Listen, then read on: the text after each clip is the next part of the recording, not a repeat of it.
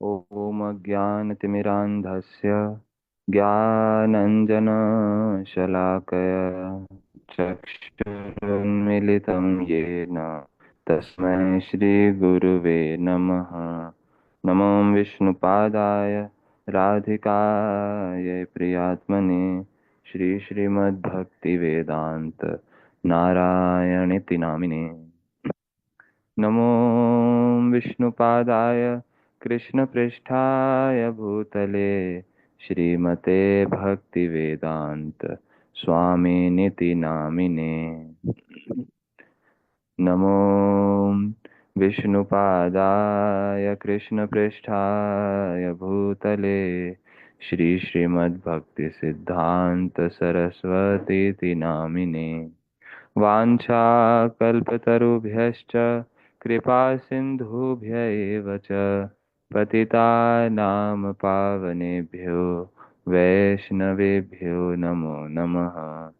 नमो महावदान्याय कृष्णप्रेमप्रदायते कृष्णाय कृष्णचैतन्य नामिने गौरत्विषे नमः। हे कृष्ण करुणा सिंधु दीनबंधु जगतपते गोपेश गोपिका कांत राधा कांत नमोस्तुते।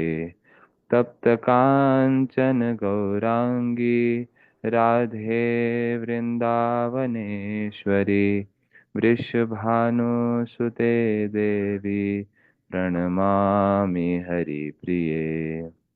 भक्त्या विहीन अपराधलक्ष्ये क्षिप्तश्च कामादितरङ्गमध्ये कृपामयि त्वां शरणं प्रपन्ना वृन्दे नुमस्ते चरणारविन्दम्। श्रीकृष्ण चैतन्य प्रभु नित्यानंद श्री अद्वैत गदाधर श्रीवासादि गौर भक्त वृंद। हरे Krishna Krishna Krishna Hare Hare, Hare Hare Ram Ram Ram Hare Hare. Hare Krishna, all the devotees. So, today we will be continuing with our chapter 2 of Jaiva Dharma. So, what we were discussing in the last to last class, because last class we had a quiz. I hope other members also who could not appear for the live quiz, they must have appeared for the quiz, and we have also discussed about everything regarding the quiz. So if anyone has any doubt, they can ask in the chat box, or maybe they can WhatsApp later. Now we will be continuing with our chapter 2. So just to give a little recap,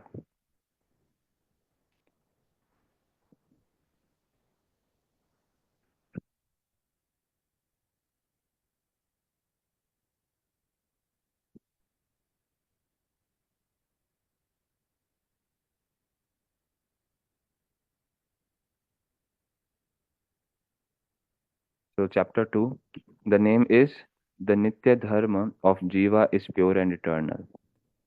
So we discussed that how Shri Sannyasi Thakur, he asked this question to whom? To Premdas Babaji Maharaj, that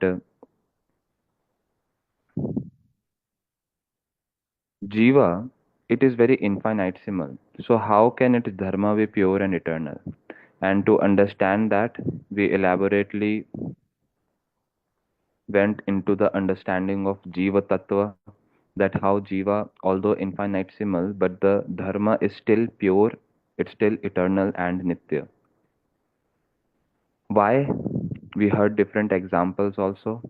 Shri Premdas Babaji Maharaj very beautifully explained everything regarding the jiva. We heard the example of the power of a tiny spark, like how Jiva is like a spark which is emanating from the fire. So all those points we discussed very elaborately. Those who want to see again, they can see the previous class. We tried to understand the Jiva Tattva, how there are two states of Jiva, Shuddha Avastha and Baddha Avastha, the pure liberated state and the conditioned state. Then we also understood that if Jiva is so powerful, it's like that spark which can burn the entire forest, entire city. If it is so powerful, then how can it get distorted? Why it gets distorted and it gets into a conditioned state? For that we explained that how qualitatively it is same to the Lord, but quantitatively it is very small and it is prone, it's liable to contamination and change. We discussed that also with numerous examples. Then, very important point we discussed in the last class was that how Jiva it undergoes change. What is the process of Jiva undergoing the change? That how Maya Devi, she applies the covering on the pure consciousness, the pure state that is the Jiva, the soul. Outside the soul, she gives two covering. One is of subtle body, that's the first covering, and the second covering is of gross body. Then we heard the development of false ego and everything. Overall, we had the idea that how Krishna's, being Krishna's servant, the Nitya Dharma is Krishnera Jivera Swarupa hai Krishnera Nitya Das. Being the eternal servant of Krishna, that's the Nitya Dharma. And when these kind of coverings have been added by Maya, then what happens?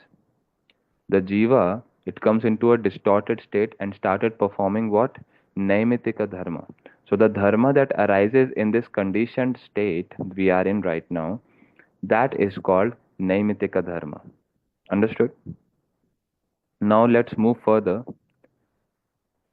Srila Premdas Babaji Maharaj here is explaining about the three categories of various types of dharmas. So we already heard about Nitya Dharma, that is eternal religion, in which there is unalloyed Vaishnav Dharma. It is unalloyed Vaishnav Dharma. There is no adulteration.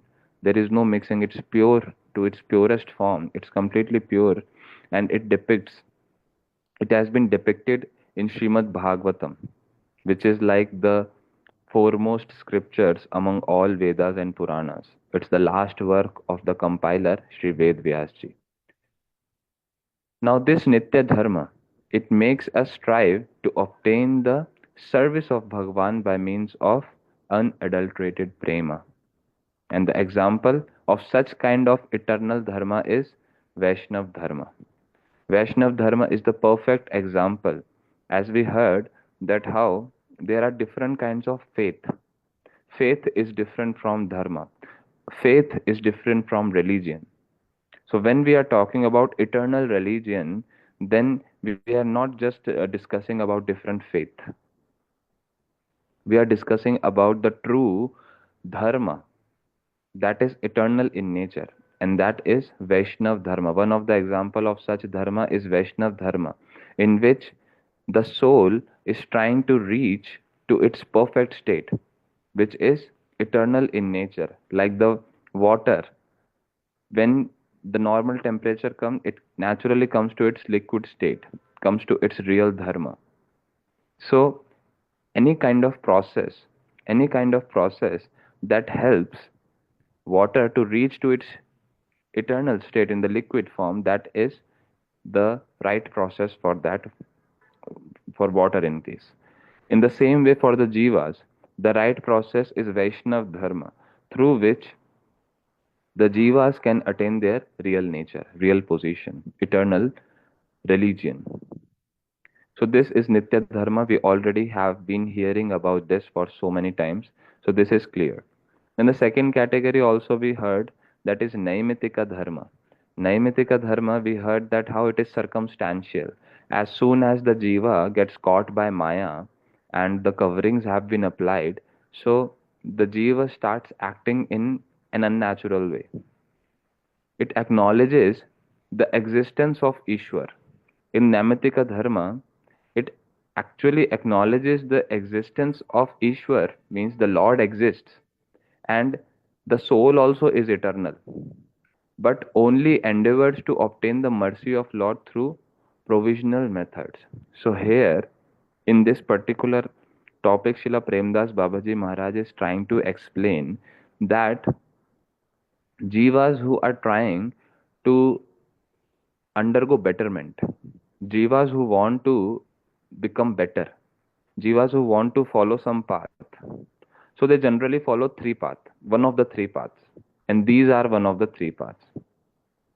Those who are actually starving and they are uh, wanting to follow a path in a direction of improvement, so they generally follow the three paths. One is Nitya Dharma path, second is Naimittika Dharma path, and the third one is Anitya Dharma. So, Nitya Dharma, we are understanding that how the one who is following Vaishnava Dharma is actually following Nitya Dharma, eternal Dharma. He is trying to follow that. Now, second option comes Naimittika Dharma, in which obviously the person he recognizes, he acknowledges that yes, the Lord exists and the soul also exists. So the Lord's existence also is recognized and soul's existence also is acknowledged. But these kind of people, they only endeavor to obtain the mercy of the Lord through anitya upaya, means temporary methods, which are just for some little advantage, for little benefits. Like a beautiful example which our Guru Maharaj gives is there is a prayer in Christians. They say that, "Oh God, oh Jesus, please give us our daily bread and butter." That's the prayer they do.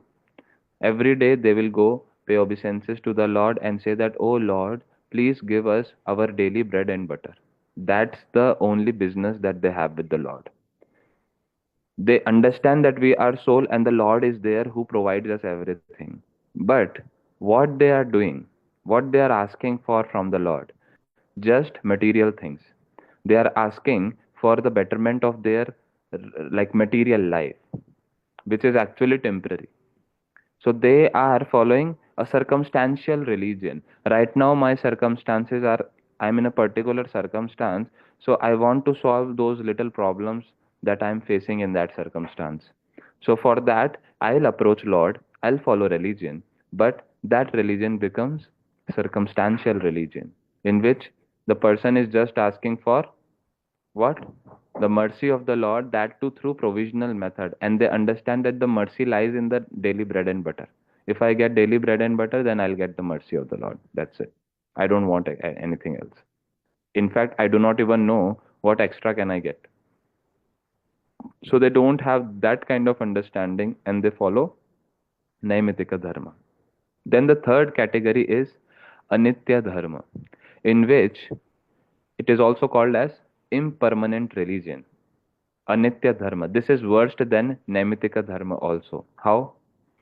Because in this, the religion that does not speak about the existence of Ishwar and does not accept the eternality of the soul. So this is the dangerous part. There are some religion, so-called religion. See, when we call dharma, dharma is only one. But here we are describing the categories of dharmas which are prevalent in these days. Uh, that in the name of dharma, what people are doing. In the name of worshipping the Lord, either they are asking for material benefits, or there are another section who, in the name of dharma, in the name of religion, do not even consider that the Lord exists. For them, the religion is completely different. So these are religion, these dharma are called anitya dharma, means impermanent religion. So try to understand this, that that kind of religion which does not speak about existence of Ishwar, which does not speak that, oh, Krishna, like the Lord, has certain personality. He is a person and he also has mouth to speak, eyes to see, hands to legs to walk, everything he has. But they do not consider that. They do not consider the existence of Ishwar as well. And they do not accept that eternality of the soul. They consider this life is the single life. I am this body, and everything is related to this. And even if I'll want to come out of this web of material energy, Maya, and all those things, then I'll destroy myself completely. I'll just make myself zero. And that's the perfect example for this is nihilistic Buddhist philosophy. The Buddhist philosophy, we are using the term nihilistic. Nihilistic means annihilation. There is a word called annihilation. In the word annihilation, it means destruction, it means complete devastation. So the destruction means whatever exists, just destroying that and making it reach zero, just destroying whatever is existing. So nihilistic Buddhist philosophy means they are Sunyavad. We will be further discussing about Sunyavad in the coming slides. But this is an example of impermanent religion in which the religion does not consider the existence of Ishwar, and above that does not accept the eternality of the soul. They do not accept that the soul is eternal. They have this understanding that soul also can be destroyed. Soul also can be converted to zero. It also can get annihilated. That's why it is called nihilistic Buddhist philosophy. So these are the three categories, the major categories in which different kind of dharmas are classified. The religion in this world, they are classified. Otherwise, when we talk about Jaiva Dharma, when we talk about, it's only one Dharma, that is Jaiva Dharma, that is the eternal nature of what? The eternal nature of the soul. So these three categories which are prevalent here, we have discussed. Now going to the further slide, Shri Sannyasi Thakur, he very nicely understood all those things. Now, when he nicely understood all these concepts of different kind of dharma, so he is now sitting in front of Premdas Babaji Maharaj, and with his closed eyes, he is contemplating about the dharma that he was following, about the so-called religion that he was following.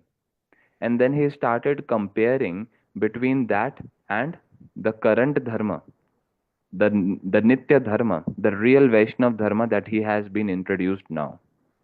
So he is thinking and comparing the similarities and differences. This is what we do. When we are introduced to something new, then whatever we know previously, we start comparing with that. Oh, that was something which I heard and which I read. But now when I come in devotee association, they are talking something new. And there are something similarities also which I can understand, and there are some differences also. So naturally, a person starts comparing. In the same way, Shri Sannyasi Thakur, he was meditating all the words that the Guru Maharaj, Shri Premdas Babaji Maharaj, he is speaking.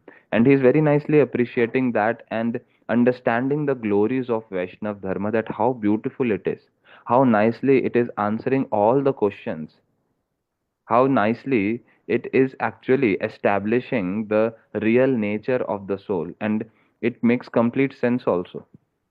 But previously also, when I was following my Mayavad philosophy, there were some things which looks similar to Vaishnav Dharma, which looks very similar to this school of philosophy, this line of thought also. So what are that? Regarding that, he asked this particular question, which is very beautiful. And with this question, so many of our concepts will get cleared. Let's see that. So Sannyasi Thakur, with folded hand, he is saying that I am constantly witnessing, I am seeing that, O Guru Maharaj, the way you are explaining me, I can really witness the super excellence of the spotless Vaishnav Dharma, which is revealed by Chaitanya Mahaprabhu. How glorious it is. It is completely spotless, which does not have any kind of impurity. There are no impurities present, means there is not even a tinge of mood to become the enjoyer, to become the master, or to become the Lord, basically. It's very spotless in the sense that it actually keeps the soul to its true nature, that is, being the servant of the Lord. So, like this, is having some experiences, and he is uh, expressing that to Guru Maharaj that, oh, I constantly witness the greatness of Vaishnav Dharma. But at the same time, I am actually contemplating on the nature of uh, like I am contemplating, and I can see the side, like downsides. I can see the uh, faults of Shankaracharya's monastic doctrine, which I was following. I was following Mayavadism, and Mayavadism had been introduced by whom? Shankaracharya. So Shankaracharya was the main personality. He brought this monastic doctrine. So I was meditating on that also. But still, something is there in my mind, Guru Maharaj, that, and I don't want to hide, and I cannot stop myself from asking that doubt also. So, can I ask? Premdas Babaji Maharaj said that, yes, why not? Please ask. Then he started elaborating that, Guru Maharaj, I understand this, that Mahaprabhu showed the highest level, highest state of concentrated prema, that spontaneous love, the transcendental love. Mahaprabhu showed that. So when I hear about those symptoms, when I hear about the condition, the state of that concentrated prema, I start comparing with my previous philosophy. That in our previous philosophy, there was the topmost state which is called as Advaita Siddhi. So in Vaishnava Dharma, the topmost state is that I am hearing from you, concentrated prema, developing real selfless love, transcendental love towards Krishna, and that has been showed by Chaitanya Mahaprabhu. But now I start comparing it with my previous philosophy, in which the topmost goal is Advaita Siddhi, means the perfection of absolute oneness. Now, these terms must be very much difficult for some people to understand that what is the question actually. In the question itself, there are so many heavy terms which are coming, which we do not have any understanding of, like Shankaracharya's monistic doctrine, and then real understanding of Prem that he is comparing with Advaita Siddhi. Now, what is Advaita Siddhi? We don't know that also. So, don't panic. We will go step by step. Don't worry. In this, when Sri Premdas Babaji Maharaj heard this question, he very nicely first paid obeisances. To whom? Sri Premdas Babaji Maharaj, as soon as he heard the word Shankaracharya, from whom? From the disciple Sannyasi Thakur, whose Shankaracharya's doctrine he was following previously. So, because Premdas Babaji Maharaj, he knows the complete picture in and out of Mayavadism also. So, he, with folded hands, he is paying obeisances to the founder, that is Shankaracharya. And he is elaborately explaining to his disciple about Shankaracharya. That how, although you are the follower of Shankaracharya, you were the follower of Shankaracharya, but still you do not know Shankaracharya as well as Vaishnavas know. Vaishnavas, they know who Shankaracharya really was and what were his moods, why he preached this, what actually had the whole picture, what was the whole picture regarding this. So, Sri Premdas Babaji Maharaj is showing so supreme conduct and paying obeisances to whom? Shankaracharya. Just by hearing his name, he is paying obeisances, and he is elaborately speaking that Shankaracharya, he is not an ordinary personality. He is whom? He is Shankar himself. Now Premdas Babaji Maharaj is explaining that Shankara Sakshat means he is none other than Mahadev, Shankar or Shivji. Shankar Acharya, he is non different from Mahadev. He is actually Shankar, he is Shivji. And who is Shivji for Vaishnavas? For Vaishnavas, Shivji is the best of all Vaishnav. He is like Guru. In Srimad Bhagavatam, it has been stated that as Ganga is the topmost of all river, in the same way, among all Vaishnavas, Shivji is best. Vaishnavanam yatha Shambhu. In Srimad Bhagavatam, it has been stated, Vaishnavanam yatha Shambhu. And Srila Premdas Babaji Maharaj is giving all these evidences. Shankara Shankara Sakshat, Vaishnavanam yatha Shambhu. He is referring that how Shankaracharya is Shivji himself, who introduced this philosophy, which we will again discuss. We will compare all these philosophies. Mahaprabhu himself referred him as Acharya. Mahaprabhu himself said that Shankaracharya, although he did not preach the true Vaishnav Dharma, he did not preach the real Nitya Dharma, but still, on his part, on his personal level, he was a perfect Vaishnava. Although he preached something else. Why? Because of the orders of Krishna only. See, we always find this. Guru Maharaj Ji says that Shiva Tattva, it's not easy to understand. Shiva Tattva is very difficult to understand. He plays very interesting role in the pastimes of Krishna. Krishna, he always gives the most difficult task to Shivji. Shivji also gets fed up sometime, saying that Prabhu, whenever any difficult task, like all the tasks which nobody wants to do, I also don't want to do, but the Lord, my Master, my Prabhu, he always chooses me for those kind of tasks. And in this task also, in the task that is played by Shankaracharya, Shivji played the role in the form of Shankaracharya. He played a great role. He played a great role to execute an amazing plan of Krishna. Krishna always plans. See, Srila Bhakti Raksha Sridhar Goswami Maharaj Ji used to say this, that how Krishna is the one who is searching for his lost servants. Krishna himself is coming to this earthly planet. He is performing different pastimes with all his Brajvasis so that we can get some understanding, so that we can get something to connect with Krishna, that how Krishna is so beautiful, how Krishna, he is a cowherd boy. He likes cows so much. He likes to play in Vrindavan with his cowherd friends.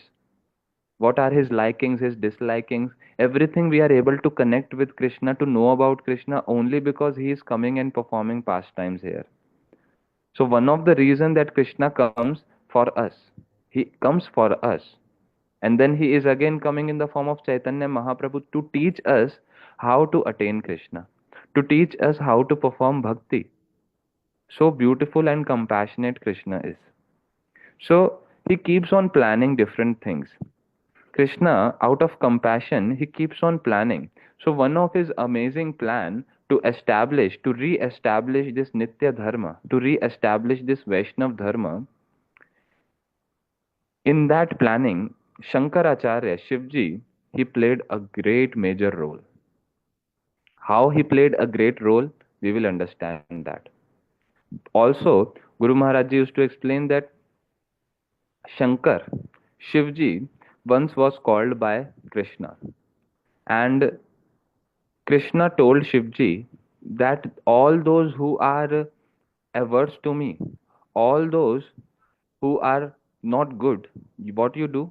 You make them more averse to me. You make them go away more, like go more away from me.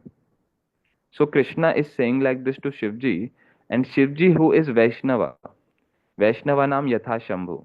He is the Vaishnava, best of all Vaishnavas. So what is the nature of Vaishnavas? To make everyone devotees. Of whom? Of Vishnu, of Krishna.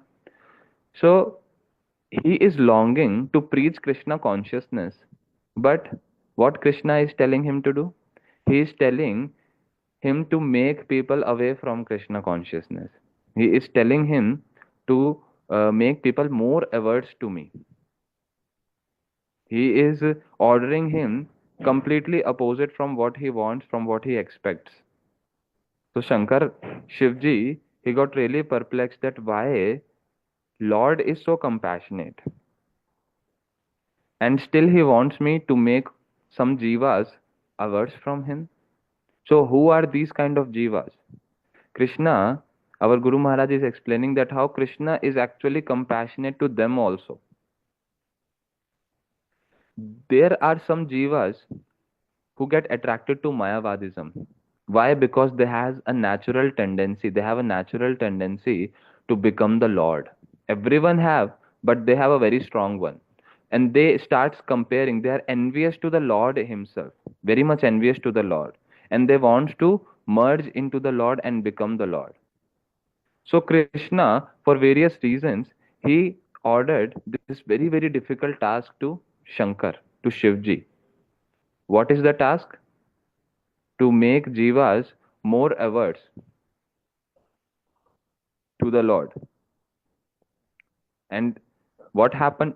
Then Shivji came as Shankaracharya. And then this is one of the reason, but there are many, many, many reasons of why any particular act by these great personalities has been done. Shankaracharya's role, one role is this, that how he is, what he is doing, he is introducing something very different from real Vaishnav Dharma. But why he is introducing this? Even though he has got the orders from Krishna, still, what is the plan of Krishna? Try to understand this. It might look little complicated, but I'll make it very simple in the next slide, and you will get the whole picture of why everything like this is happening. Why Shankaracharya did this? What is the moods of Shankaracharyas while doing this? And why Premdas Babaji Maharaj he is paying obeisances to Shankaracharya? Let's see that.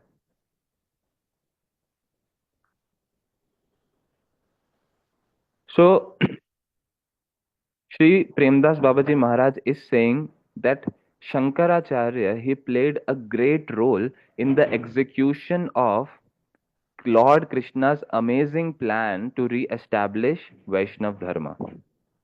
To re-establish Vaishnav Dharma, Shankaracharya played a great role. What is the role that he played? Let's understand that. See,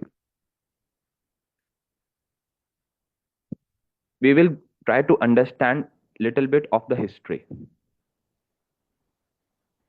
How previous times when the Vedas were present, slowly, slowly, what happened that with time, the Vedas have started, the people of the world, they start misusing Vedas. They started, the Brahmanas, they started misusing all the teachings, all the writings of the Vedas. For example, a small example that we can see. In Bible, it has written that thou shall not kill. Thou shall not kill. That one should not kill animals. This is the real purport of the text in Bible. But what the people understand that oh, the Christians they understand that oh no no no, thou shall not kill means thou shall not murder, means one should not kill other human beings. One should not kill and give any kind of pain to other human beings. But yes, we can easily kill lower species. That's not a problem. We can eat them, we can eat meat, everything. So that's like a misinterpretation of Veda, and then they started performing violent actions. Veda, like the Bible, did not actually allow to perform that kind of violent act, but still they are doing by misinterpretation. In the same way, with time, the pure knowledge of Veda, which is passing through generation, it starts getting adulterated. And in the name of Vedas, in the name of different sacrifices, in the name of different yagyas and everything, what happened? The Brahmanas, they started introducing great amount of violence, great amount of violence, that animals are like in a great amount animals are getting killed in the name of sacrifices. There is no purity for such sacrifice. There is no qualification to perform those kind of yajna, but still they are killing. They are engaged permanently in killing all these innocent animals in the name of Vedas, that Vedas, they talk about animal sacrifices also. So misinterpretation started happening, and so much of violence started spreading everywhere. Now, what was the plan of Krishna? See, step by step, Krishna introduced different kind of philosophy through his different incarnations. We hear one of the 10 incarnations of Krishna, in which one incarnation is Buddha, Keshava Dhrita Buddha Sharira.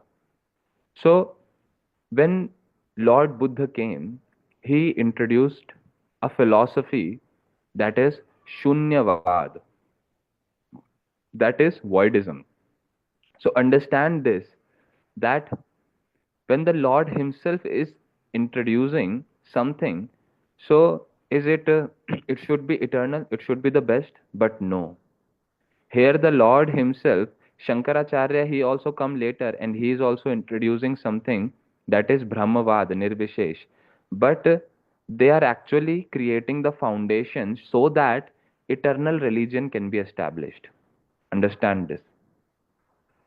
Lord Buddha, he is coming and being the Lord. See, Lord only manifested Vedas.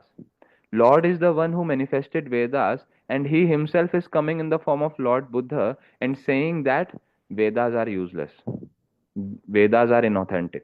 Why? Because it was needed at that time, because everyone, all the Brahmanas are in the name of Vedas, they are misinterpreting those Vedas and engaging in all kind of violence. So, what was the ground level task that Krishna did? Coming in the form of Lord Buddha, he is establishing that the study of Vedic Shastras and the practice of Varnashram Dharma, it is completely bad thing. It's a wrong thing. It does not make any sense. It is something man made and it is false. So, Lord Buddha is establishing that. And he was so powerful, his philosophy, his influence was so powerful that he preached everywhere. And because of that, what happened? The Vedas, the study of Vedas, Vedic Shastras, the practice of Varnashram Dharma, it all practically became extinct, completely gone and destroyed. And he himself destroyed that. Why? Because it was being misused. It was made with a very noble purpose. Vedas were made, Vedas were manifested with a very high class purpose, but because of the low intelligence of humans, it got completely adulterated and it became the cause of extreme violence. So that's why Lord came in the form of Lord Buddha, and he established what? Shunyavad, that is voidism. Now, because of that, what happened? All Brahmanas, they gave up Vedic Dharma.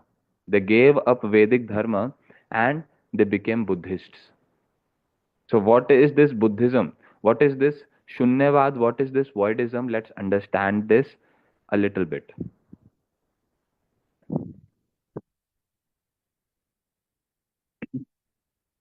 The word is Shunyavad. Shunya means zero. And in English, we call it as Voidism. What is the word void? Void means an empty space. Something, a place where nothing is present, we say that a void has been created in that place. So here, when Lord Buddha came and introduced this philosophy, he said that all this kind of worshipping that you are doing in the form of Vedas, everything that you are doing, it's completely false. There is no point of doing all these things. Everything started from zero and it should end to zero. Everything started from nothing and it should end to nothing. This is the philosophy that he introduced. That is called Voidism. And Guru Maharaj Ji explained this is zero philosophy. We call it as zero. So, when we talk about their perfect state, their topmost state also, they say that a sadhaka, what does Buddhists do then? What is the philosophy? What is the practice? What is the goal of these Buddhists? What is the goal of Buddhism? It's in a nihilistic Buddhist philosophy. So what they do, They just sit and meditate on nothing, and they try to empty their mind. The mind is filled with all kind of enjoyment mood, all kind of desires and everything, which are the cause of suffering. That's the common thing. So they think that, oh, these enjoyment, these desire, these lust, anger, greed, pride, everything, these are the cause of suffering. So let's just destroy all these thoughts. Let's just destroy and create the mind completely empty. So this is a great level that they want to reach, in which the mind becomes completely empty. That's their sadhana. And then they go a step beyond, in which what they say, since everything is zero and we want to reach into zero, so like a glass has a water. Now the glass water has been thrown out. Now the glass is empty. So emptiness is present inside glass. So now the emptiness that is present inside glass, this shows that glass is also present. It's not zero. Right now, everything is empty, but glass is there, which is empty. So emptiness is present in the glass. So what they do, that the next level is to destroy the glass also. So in the same way, they say that at certain level, I have emptied my mind. So that emptiness is present in my mind, I will destroy that mind also. So they actually do what kind of thing? They destroy their very own self. They completely destroy it. They say that that's the highest form of liberation. That's called nirvana. In Hindi, they say nirvana means destroying one's identity fully, not just destroying the thoughts that are present in the mind, but destroying the mind itself. This is their philosophy. And they do not consider anything as real. They don't consider the existence of the Lord as real. They don't consider the eternality of the soul, that the soul exists. Nothing. They just say that nothing was there, and from nothing came all this whole world and everything. And now our goal is to enter into nothing. Our goal is to become zero, nothing. That is voidism. So, this is the first step that Krishna took. What was the step? To demolish all the Vedas, because all the malpractice was happening in the name of Vedas. And after demolishing all the Vedas, he established that there is nothing, it's zero. And it preached so well. Right now, also, Buddhism is so prevalent till now. So, after zero, now Krishna wants to introduce one. So, Krishna is going zero, one, two, like a sequence. After creating zero for everyone, that everything is nothing. There is nothing, there is voidism complete, and that's our goal to reach. He introduced zero. And then in the slides, as you can see, from zero, nihilistic Buddhist philosophy, next is Brahmavada Nirvishesha. Now Krishna introduced one, and for that, Shivji. He appointed Shivji to this very difficult task, in which Shivji, in the form of Shankaracharya, he introduced Brahmavad. He demolished and he converted Sunyavad to Brahmavad. And that conversion from Sunyavad to Brahmavad is the greatest contribution of Shankaracharya. Because the foundation has been laid, and that laying of foundation is most important, on which a beautiful palace of Vaishnava Dharma can be built. So it was a state in which nobody was believing in Vedas. Everyone rejected Vedas, everyone rejected Varnashram Dharma, all Brahmanas, they became Buddhists. And now here came Shankaracharya, who converted the Shunyavad to Brahmavad philosophy. Now, what is Brahmavad? Shunyavad was saying that there is nothing, there is just zero. And Shankar, he came and introduced Brahmavad Nirvishesh, speaking that there is one thing, that is Brahma. There is only Brahma. It's not zero. It is something that is Brahma. That's one thing, and everything is that one thing. Understand that.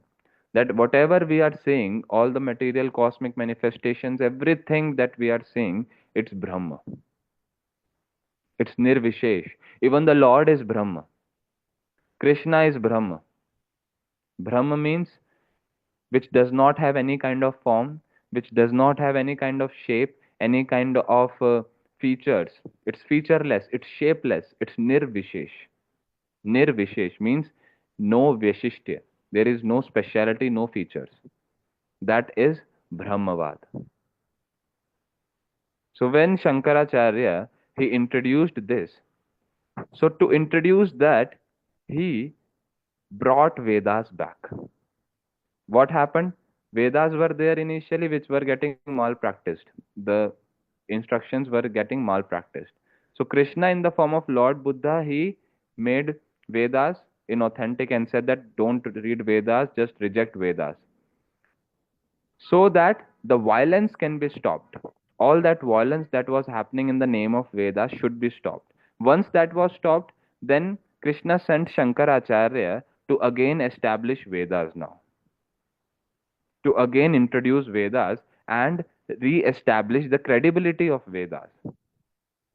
That Vedas are something important. Vedas are something very useful. It is very essential for our spiritual perfection. So right now, what happened? Shankaracharya, he introduced Vedas and he introduced the method of worship also. He introduced that worshipping Lord is necessary for our spiritual perfection. It's very necessary for our spiritual perfection. And what is the spiritual perfection that he introduced now? Now he introduced liberation, in which he is telling that the Jiva, he is not entering into zero. No. He is defying the previous Sunyavada philosophy and introducing Brahmavada Nirvishesh, telling that Jiva, he becomes one. Previously, what was that? Saying that Jiva will become zero.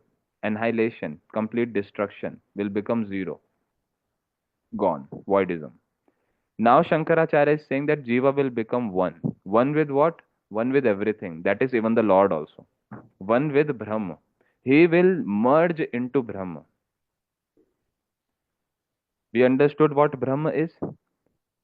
So that shapeless personality, that shapeless, featureless, nirvishesh thing, that is Brahma, which is Lord also. Everything is Brahma, he is saying. Everything is one and the same, that is Brahma. Right now, Jiva, he got entangled with Maya. As soon as he will get out of Maya, he will merge into Brahma. That's liberation. So here Shankaracharya introduced and started saying that the real perfection is entering into the merging into Brahma, merging into the body of Krishna, into the Lord. And then what will happen? You will become the Lord. That is what Shankaracharya is saying. So there is no difference between Jiva and Ishwar. There is no difference between servant and the master. No. Everything is same. The servant will become master. He will enter inside him. Everything will become one. And that is called Advaita. Dvaita means dual, two. Advaita means is a negation. So Advaita means there are no two things, there is only one thing, and that is Brahma. There are no two things, there is only one thing, that is Brahma. And when we reach our spiritual perfection, we will get into that one, that is Brahma. We will become non different from the Lord. We will become Lord ourselves. So Shankaracharya had to introduce this so that a first level of Vedic credibility can be introduced. Vedas were completely gone by Lord Buddha. Lord Buddha, he came and destroyed Vedas. Shankaracharya, he came and established Vedas, established worshipping Lord Hari also. But he's saying that from zero, now we will enter into one. Previously, we were not considering Lord's existence also, we were destroying our existence also, entering into zero. But now, what we will do? We will merge into that Lord. We will merge into that Brahma. We will merge into that one. That single object, single substance. So everything is single substance. We will merge into that. And that is our perfection. That is Advaita Siddhi. So when he is saying this, he has actually played the greatest role. How? By establishing the Vedas at least. Because once Vedas will get established, then the real purport, the real essence of the Vedas will slowly come out.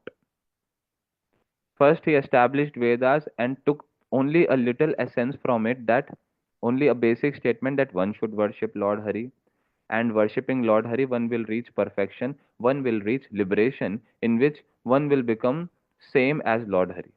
One will become same as that Brahma. Lord also, he does not have any form, because he introduced that Brahma is there. Everything is Brahma. There is no Lord. Lord is Brahma only, which is shapeless, which is formless, which is featureless. So he is rejecting the personal form of the Lord. Understand this. So these are the points that you can see and compare, that how in the first we see the Vedas were rejected. In the second part, we see when Shankaracharya came, he re-established Vedas, but he rejected the Lord's personal form. But he laid the foundation where our acharyas can come and build a beautiful structure of Vaishnav Dharma. So I hope this is clear. If any doubt, please feel free to ask. What is Brahmavad Nirvishesh? Featureless Brahma. That is one. And then after that, Ramanujacharya and all our four Sampradayas Acharyas, they came and they introduced the real essence of Vedas, explaining that Shankaracharyaji's explanation regarding that featureless Brahma, that Lord is featureless Brahma, that's completely false. Lord has a personal form, a beautiful form. He also has legs. He also has hands. He has eyes, nose, mouth, ears, head, neck, chest. Everything Lord also have. He is a personality. He has a personal form. And then introducing the real essence of Vedas. That how now there are not one, there are two. First was zero, which also introduced by Krishna through Lord Buddha. Then he introduced one through Shankaracharya. And now with other Vaishnava Acharyas, he is introducing two, servant and master. That how the Lord is a personality who is the master, and all the jivas, which are his like children, part and parcel, they are the servants. So servant is different from master. Servant can never become master. Servant can never enter inside master. And master has a beautiful personality, a personal form. And so the servant also. So it goes beyond. Vaishnavism was introduced, which says that it goes beyond and explains about the extraordinary destination the jiva can attain after liberation. This is important point. And how Brahmavada Nirvishesh, the one thing that Shankaracharya introduced is that the liberation means just entering into Brahma. As soon as you enter into Brahma, you merge in that. And you just become one with that. There is no differences. But Vaishnavism, it says that, okay, liberation, you are right in that sense that getting out of the contact of material things, getting out of lust, anger, greed, pride, any connection with this material world is liberation. You are right with that, Shankaracharya. Vaishnavas are saying this. You are completely right in your definition with liberation, that how it is getting liberated from Maya. That's fine. But there are extraordinary destinations that Jiva can attain after liberation. Oh Shankaracharya, what you are saying that the Jiva will merge into Brahma? There are higher destinations. There are extraordinary destinations that Jiva can attain after liberation.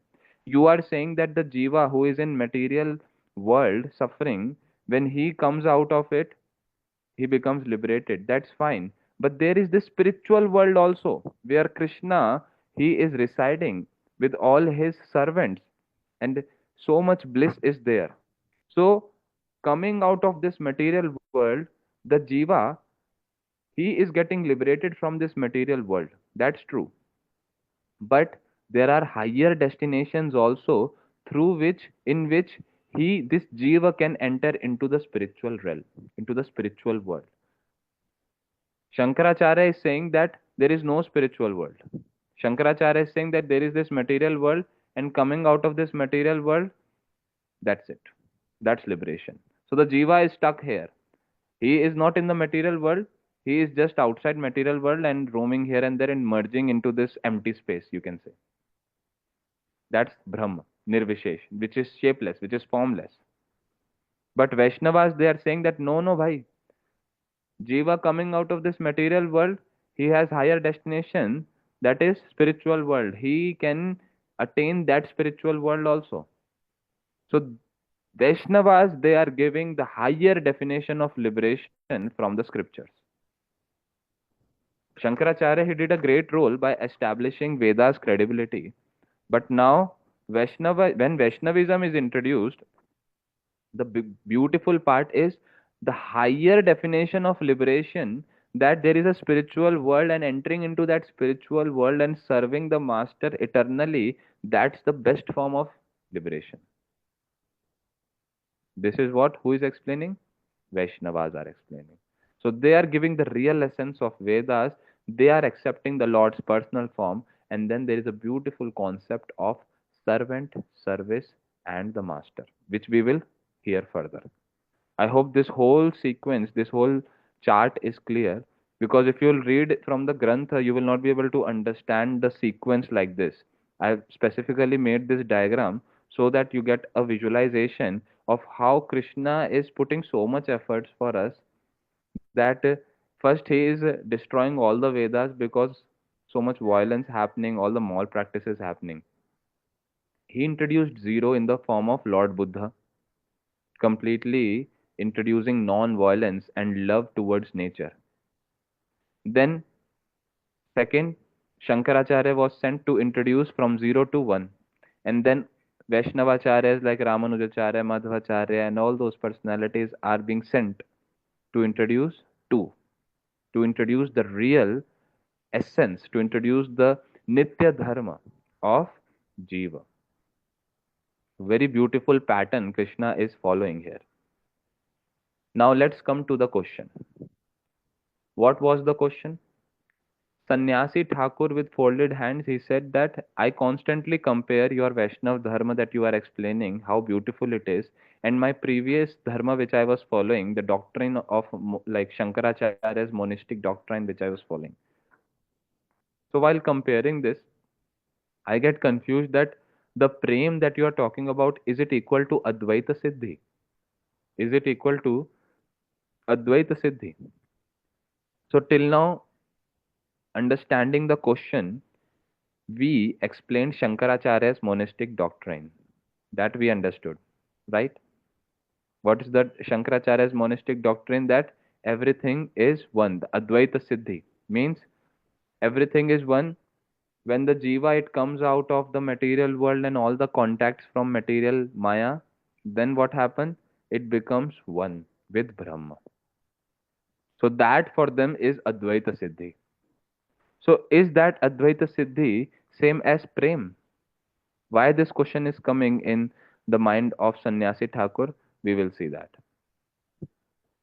Advaita Siddhi, as we just heard, the general definition which Shankaracharya's followers, they have preached this, that Advaita Siddhi is when the spiritual entities like Jiva have themselves become indistinguishably one and the same substance.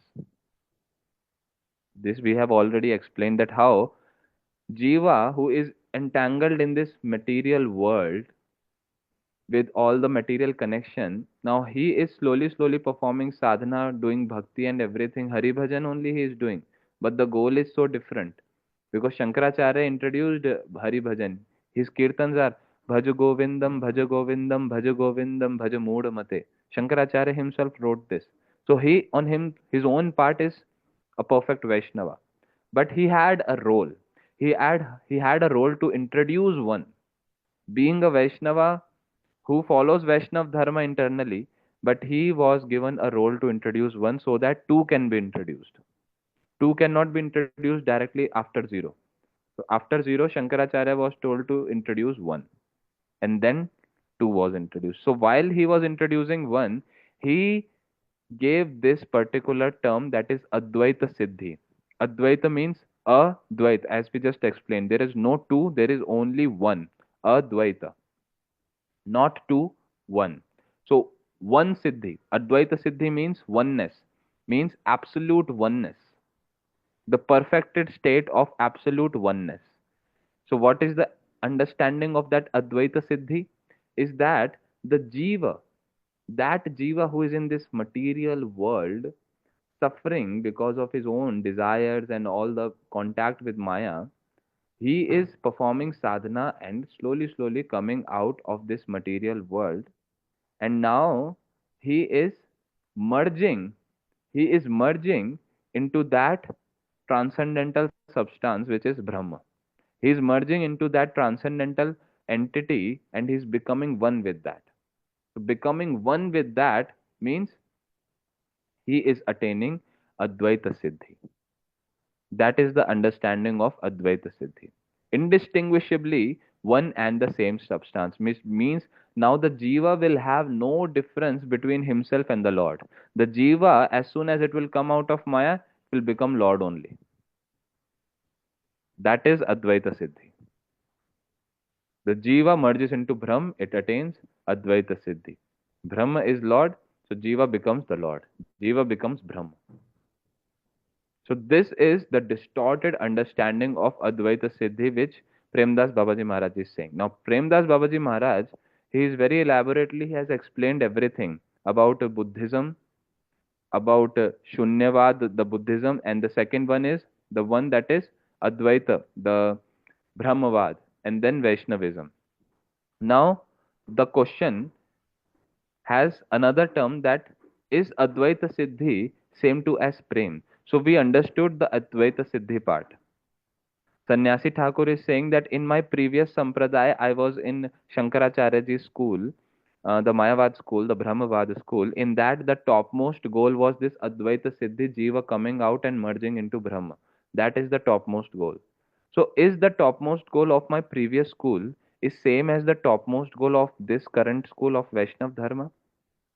That is Prem. The topmost goal is Prem. So, are they same?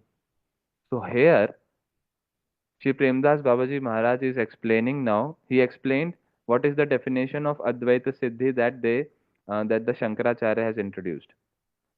Now he is explaining the definition of Prem.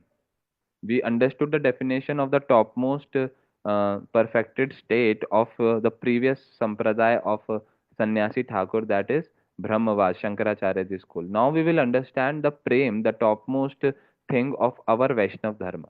So the Prem, it's like unadulterated function by which two transcendental entities are spontaneously attracting to each other. Understand this. Two transcendental personality.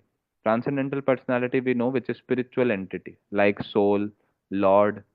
These are eternally transcendental and they are spontaneously attracted to each other. When that spontaneous attraction comes, that is called Prem. So Prem, as the definition says, it's attraction between two transcendental entities. So Prem, it cannot occur without the separate existence of two transcendental entities. If these two transcendental entities are not there, then how can Prem will establish? Prem only happen, love can happen between two personalities only, na? So if two different personalities are not there, how can love happen? How can love take place? It cannot take place. So understanding that the prem depends on the fact that Krishna, he has his own eternal and separate existence, and jivas, they have their own eternal and separate existence. But jivas, because they are part and parcel of Krishna, so they are under Krishna's leadership. Jivas are under Krishna's leadership, but still Jivas, they have their own separate existence, and Krishna has his own separate existence. And that's why, because they have separate existence, love can happen between them. A simple example which Premdas Babaji Maharaj is giving, that for love to take place, there are three particular things. The relisher, the one who relishes. Oh wow, it's so nice. And the another thing is the object of relish, like a sweet, Rasagulla. Yesterday we had Tithi of Srila Bhaktivedanta Trivikram Goswami Maharaj. So he loved Rasgulla so much. So let's take that example only. There is a Rasgulla. So Rasgulla is the object of relish. Everyone relish that Rasgulla. It's the object that should be relished, that can be relished. So that is the object of relish. And me, I am the relisher. The person who is gonna eat Rasgulla, he is the relisher. He will relish. And then the third part is the act of relishing. That's the act of relishing that Rasgulla.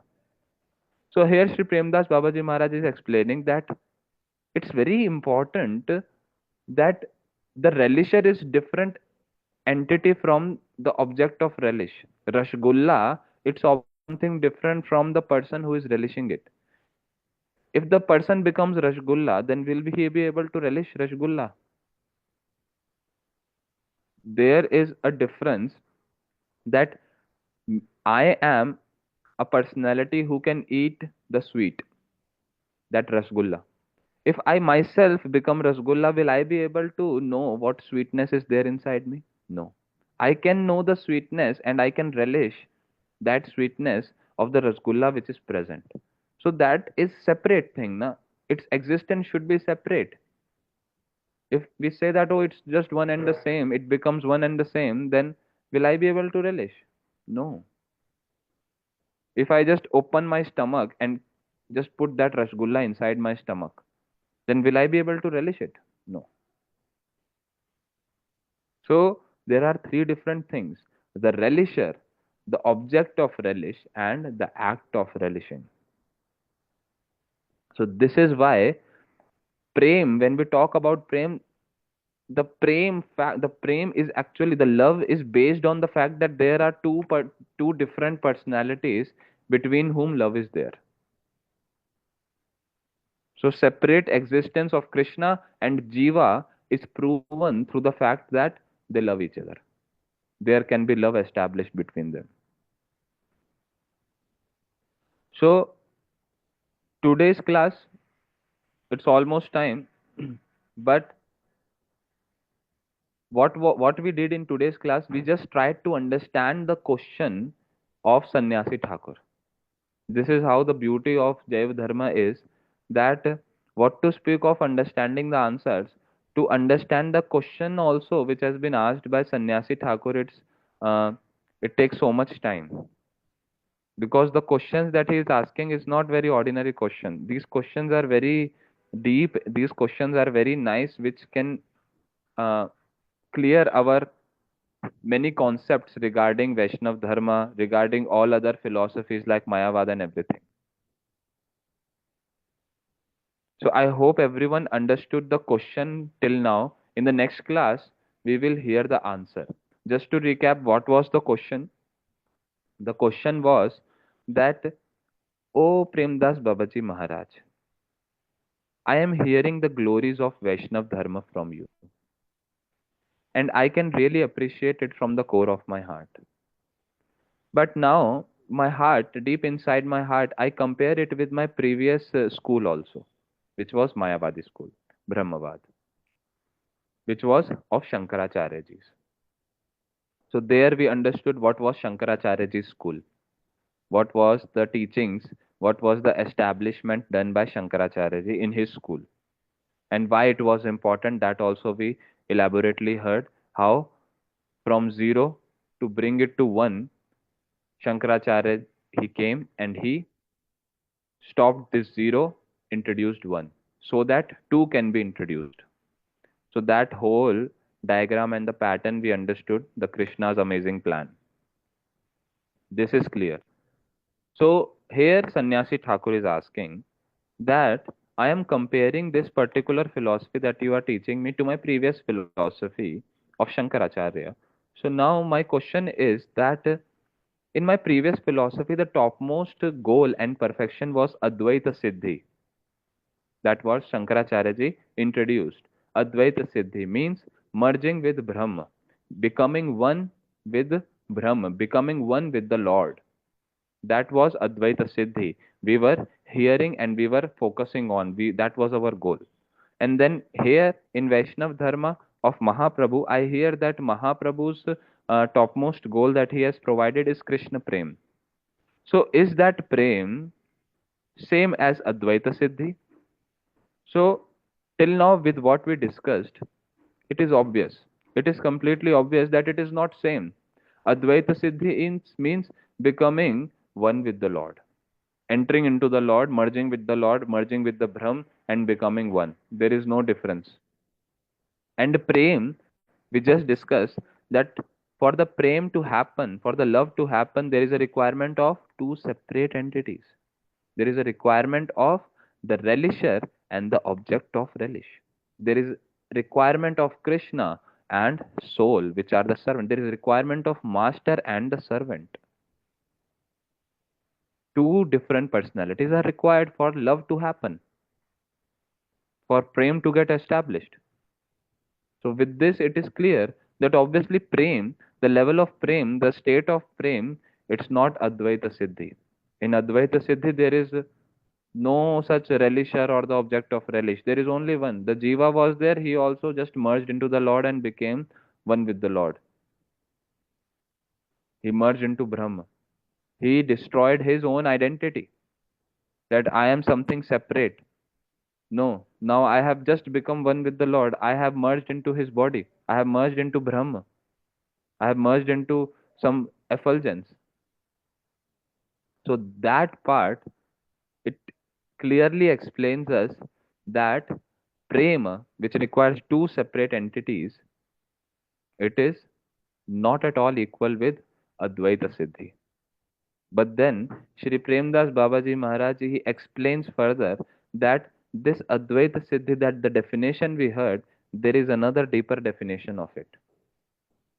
A more pure definition of Advaita Siddhi, through which it can be said that Prema is equal to Advaita Siddhi. That Prem, that love, is equal to that Advaita Siddhi, the absolute oneness. How it is equal? How it can be equal? Because right now we understood that it cannot be equal.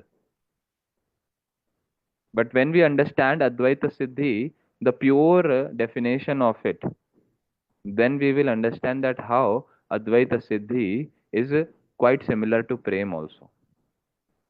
Shri Premdas Babaji Maharaj explained. So that how it happens, what is the pure definition of Advaita Siddhi, we will hear that in the next class. Okay? Any kind of doubt? Because these are the foundational concepts, little bit more into philosophy, but we are trying to understand it in a very simple and basic language and with examples. So if still any doubt, please feel free to ask questions. Okay? So we will conclude today's class here. Vancha kalpatarubhyascha kripa sindhubhya evacha patita nam pavanebhyo vaishnavebhyo namo namah. Hare Krishna. Please do give some feedbacks also if you are understanding that yes, I am understanding. Otherwise, sometimes I also don't understand that is the level getting too high? Should I reduce it, or should I explain it more? Should I take more time on this topic, or I should now move to another topic people are understanding? So do give your feedbacks as well, and obviously ask doubts. Okay. Hare Krishna. Dandavat Pranam.